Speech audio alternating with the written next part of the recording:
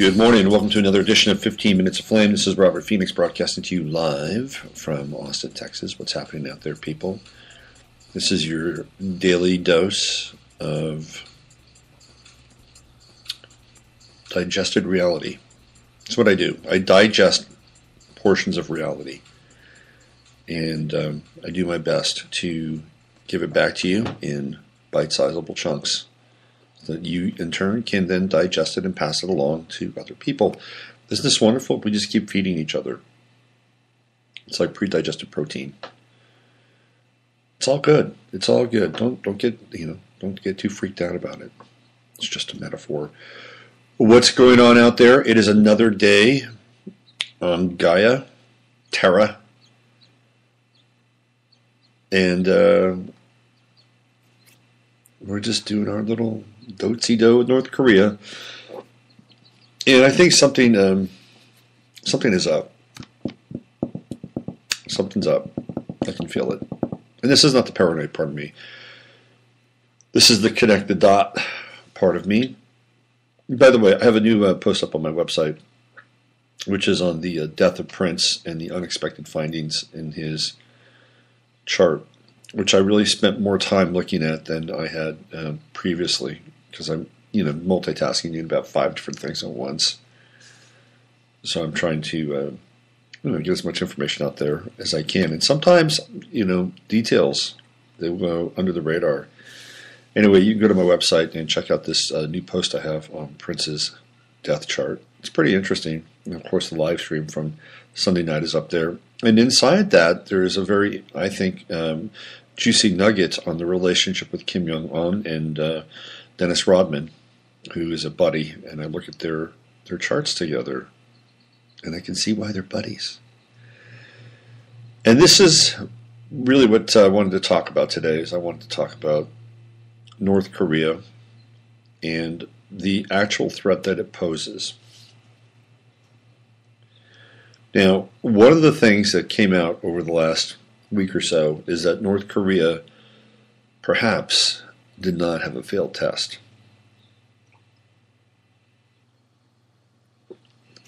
Perhaps North Korea was actually doing something that they were practicing for, planning for, dry running. Apparently, North Korea has EMP devices. And their plan would not be to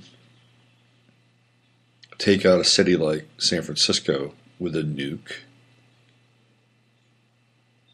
Their plan would be to use an EMP, which basically the way it operates is that an EMP explodes at a certain altitude above its target area. And as a result of that, it basically, it's like a force, and it's like a pulsed force that descends very rapidly and takes out all electronics and all electronic communication, anything related to electronics. It just takes it out.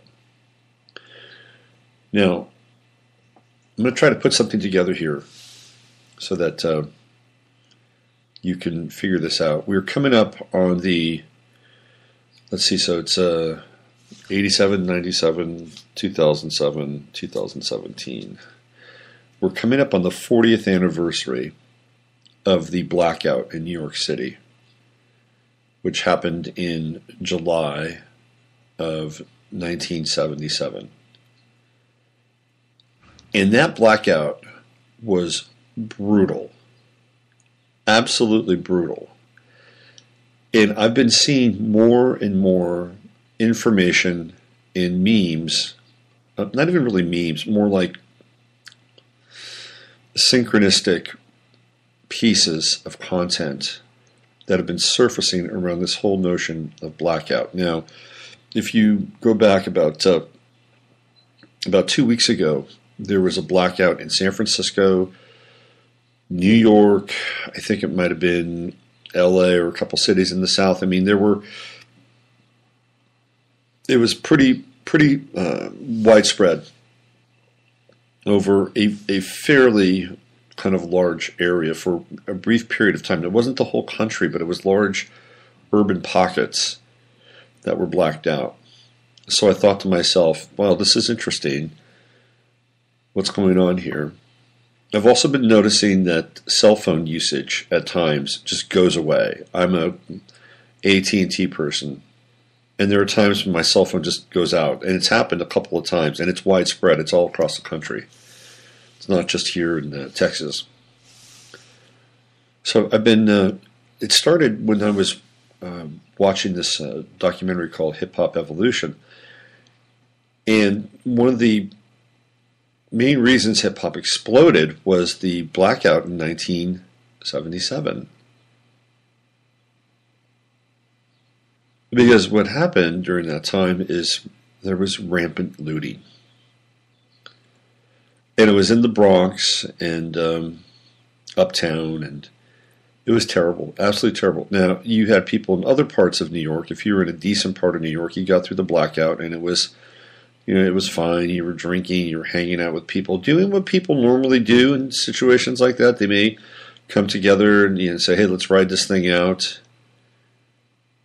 But if you were in the Bronx, it was about as ugly as it could get. Absolutely as ugly as it could get. In 1977, New York was in the midst of a deep financial crisis. They didn't have any money. New York had no money whatsoever. They were broke. Why was New York broke? Well, New York was broke because of the Cloward-Piven strategy that was imposed upon the New York regime under Mayor John Lindsay, which was to use the welfare system against the city and the state and break it.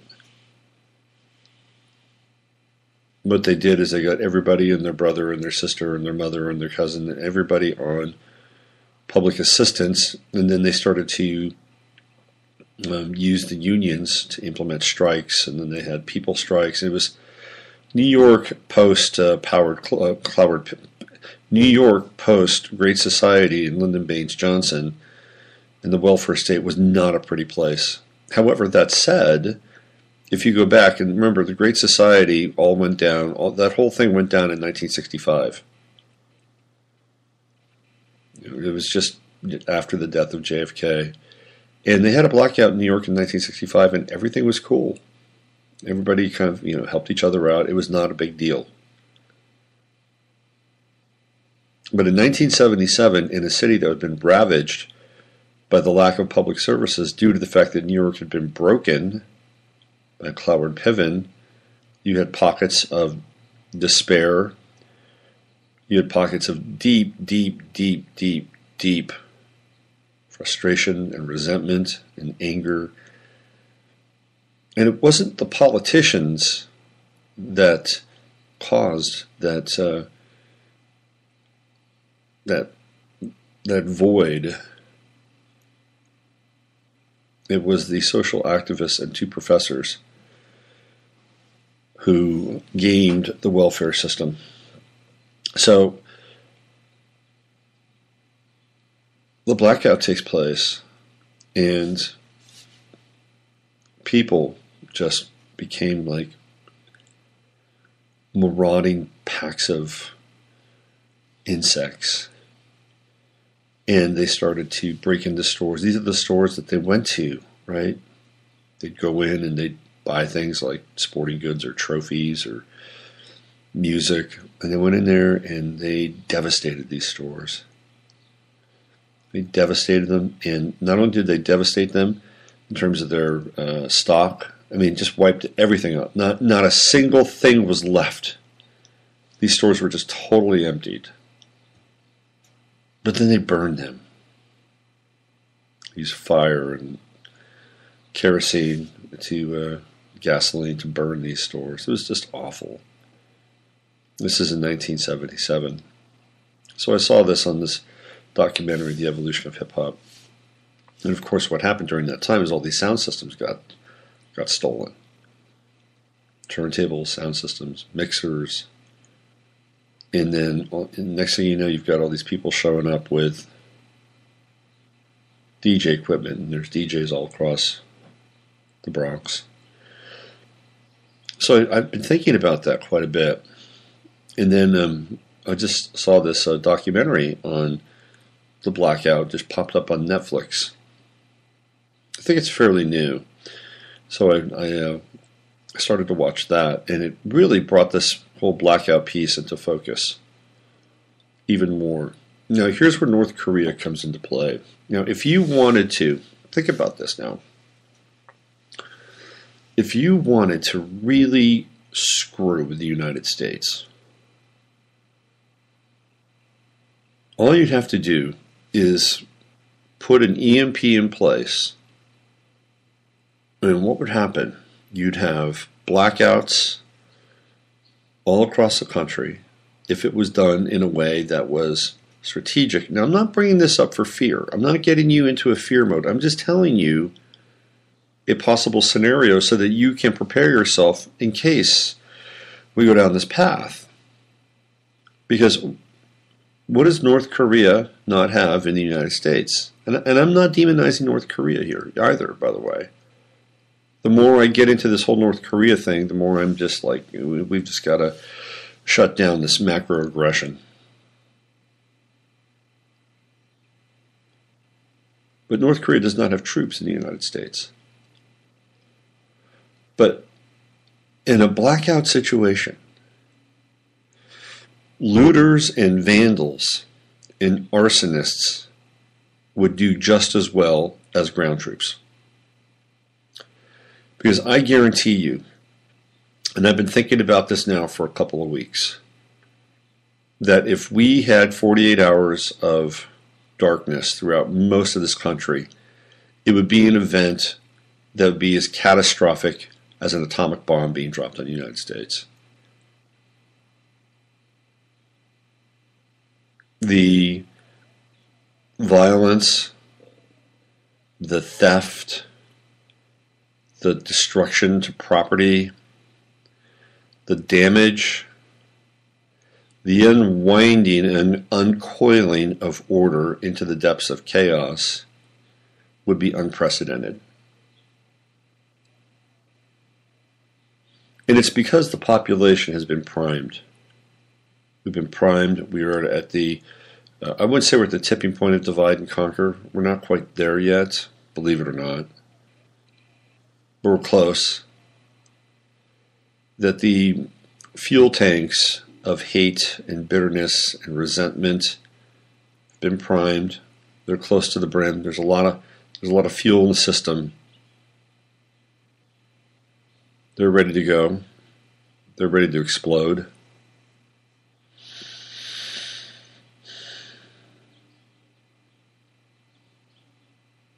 And of course you have the political landscape. I was just talking about the sort of the racial divide. And then you have elements inside the country now that have never been in this country before. Am I right? Here in Texas, there was a young woman. She was Latina, and she was killed. She was raped, tortured, and killed by two. I'm not even going to give them the title of young men. Two members of a gang called MS-13, and she made fun of them, and made fun of their tattoos. And these are young kids; these are high school kids. They're not from here. Came up from El Salvador, and they did unspeakable things to this girl and killed her. Now they're in the system. They're in the prison system. Or at least they will be soon. Who knows for how long. But these characters, there's not just two of them. There's thousands.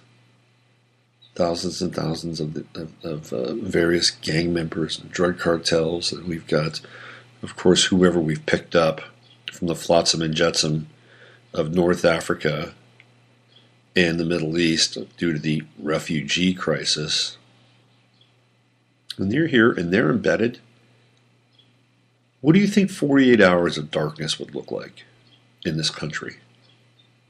I'm telling you right now, it would not be pretty.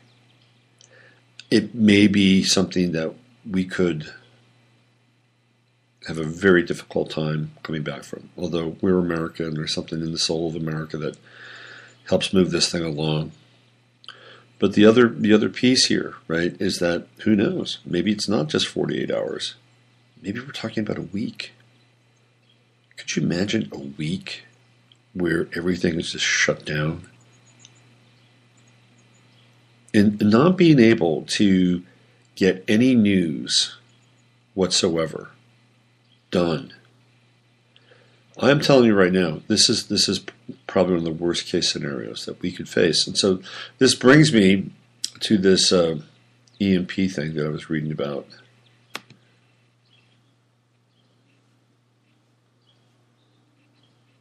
Here we go. This is from the Daily Star. It's a British website. So it says here, North Korea has planned to wipe out large parts of U.S. heartland and already has satellites in position for attack. An expert has shockingly claimed. Here we go. Predictive programming, a little hidden in plain sight. The U.S. has moved nuclear bombers and their war fleet, the USS Carl Vinson, to the Korean Peninsula ahead of any potential conflict to increase the pressure on the North. This was after their leader, Kim Jong-un, threatened to fire a nuclear missile at the U.S. heartland, but a power grid expert claims North Korean missile activity could be a plan for a devastating what? EMP attack. Thank you. Task Force on National and Homeland Security Executive Director Peter Vincent Pry said, I think what they are mainly going for is the unhardened electric grid. Transportation, communications, all of the other civilian critical infrastructure that we depend upon to keep our population alive. North Korea has already fired 2 satellites into orbit, and if a nuclear payload has been attached to these, then they have the capability to launch an attack. If an EMP was successful, it could plunge U.S. into a doomsday apocalypse scenario. No doubt. Even, I'm telling you, it doesn't have to be an EMP that takes us off the grid forever. It would be an EMP, even if it was 48 hours. It would be 48 hours that would change your life forever. Mr. Pry added, they're positioning themselves as sort of a nuclear missile age, cyber age version of the battleship diplomacy. And then if a crisis comes up and if we decide to attack North Korea, Kim Jong-un can threaten our president and say, well, don't do that because we're going to burn your whole country down.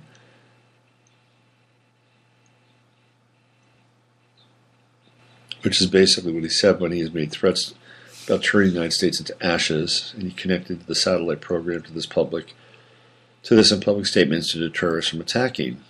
A former advisor for Ronald Reagan claimed North Korea could launch a devastating joint EMP attack with Iran. Okay, this is Israeli propaganda. Okay, just to let you know. And former CIA Chief James Woolsey named EMP attacks the most dangerous threat to the U.S. from the North. Okay, I think that there is also a scenario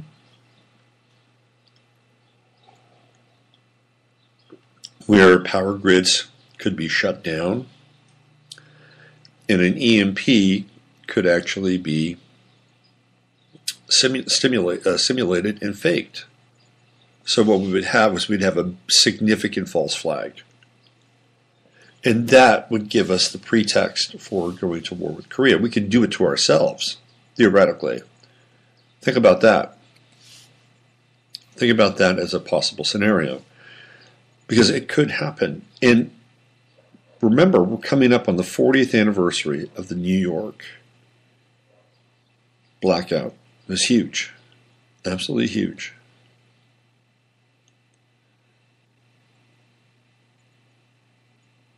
And I've been picking up on this energy.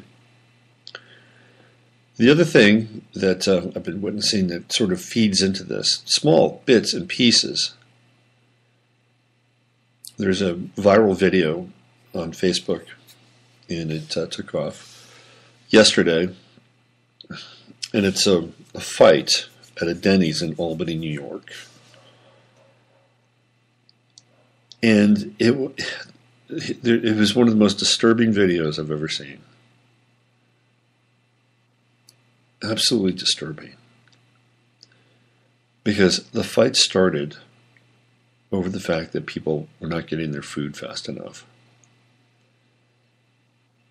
And the aggression and the acceleration of the aggression is mind-boggling.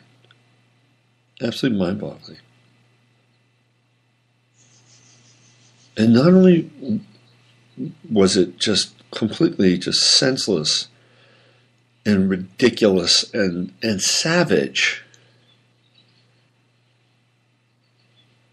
but the guy that captured it on his cell phone was commenting on it like it was some sort of live comedic event. I mean, the guy supposedly is a stand-up comedian. He happened to be in that place probably about 1 in the morning. All these people had a few drinks and their lives suck. And there's a general sense of anguish and ennui and a foul malaise in the air. These are like disembodied spirits waiting to occupy people. This is what's happening. And it was on. And he narrated the whole thing from start to finish. Put himself in the frame, had his drink, Mr. Cool. And it's about as bad as the actual fight itself. It's a commentary on our extremely twisted and perverted society. I'm sorry. And so when the potential for something like 48 hours of darkness hits us, and you see that kind of aggression, and not just aggression, but almost sociopathic non-intervention. And you can tell that we're not in 1965 anymore. Now again, I'm not telling you any of this so that you can become afraid and, hunker down and not come out of your house. You have to live your life. But you also have to be aware of what's going on. So you just got to do the checklist, right? What your food look like. Do you have, at the very least, 30 days worth of food? Do you have candles? Do you have flashlights? Do you have backup supplies? Do you have enough toilet paper? If you are a woman, do you have enough feminine products? Those things are, things like toilet paper and feminine products. They don't seem like much, but they are. You have water. You have enough water to last you for 30 days. It's a big deal. If you have pets, you have enough pet food.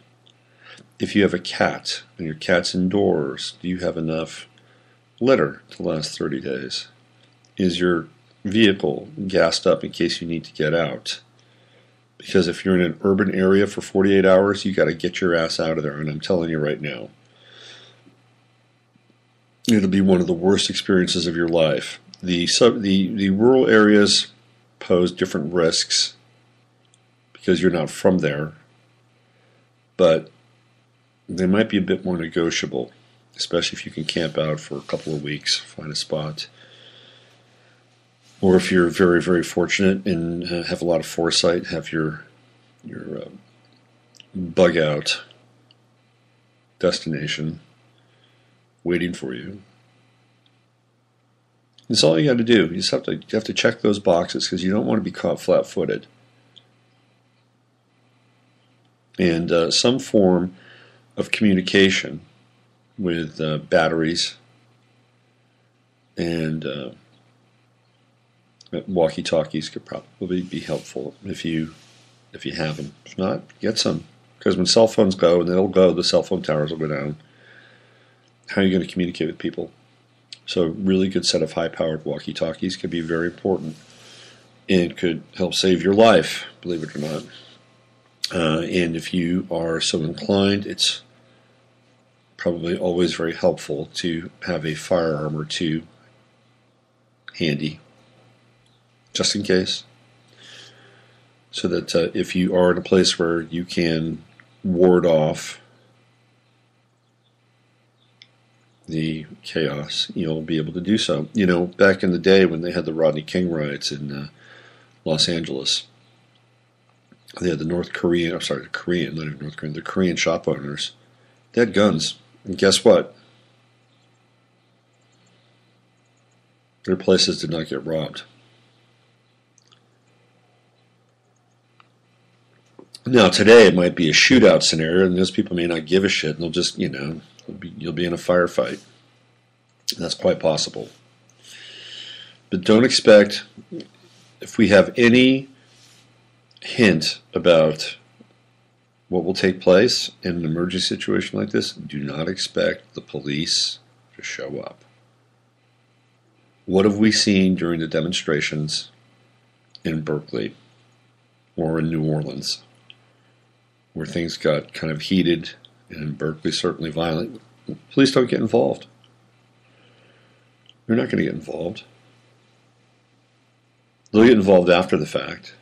And maybe the fire department might get involved during the fact, because there'll be plenty of fires. And look, I'm not trying to scare people. This is not, but I'm giving you a dose of reality.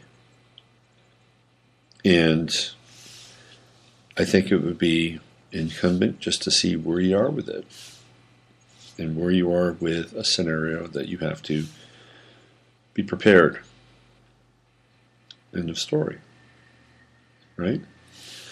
In the meantime, we are the keepers of the flame. We are the keepers of the light.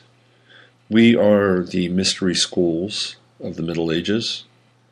We are the cathedral schools of the Dark Ages. The cathedral schools, they're the ones that were the repositories of things like calculus and geometry and Platonic reasoning, all those things that they kept, held, bound together by the scribes and the illuminists, the guys that would actually illuminate the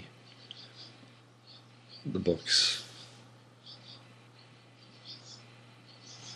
Those cathedral schools kept the light during the dark time of the Dark Ages, before Europe arose once again and came into the light, into the warmth, into the heat of the Enlightenment and the Renaissance. And those periods have their own unique challenges. But you understand, and you are, if you're listening to this broadcast, you are a cathedral school. You hold within you the same kind of light, the same kind of knowledge that must be protected and must be secured and must be recognized inside of yourself in what might become a very dark period of time. And if it doesn't, guess what? You've just fortified your own internal resources, your own internal sacred resources, your own internal physical resources, and you got nothing to worry about. But if something perchance should occur, you're the person that holds within you the seed of something new, which can be born out of this chaos. Don't ever forget that. All right. This is the end of today's 15 Minutes of Flame. I hope I didn't scare the shit out of you. Not my intention. I'll be on Off Planet Radio in the next couple of days. I'm going to do a show with Emily and Randy tonight about the strange relationship between Bill Gates and Roger Federer, as per request by Emily Moyer. And we'll get into other astrology with them, as we always do, on that. It's a really fine program, Off Planet Radio with Randy Moggins. I'm Robert Phoenix, and you've been listening to 15 Minutes of Flame. Use your head to discern what's real, and your heart to stay open when it's possible. I'll see you 24 hours from today.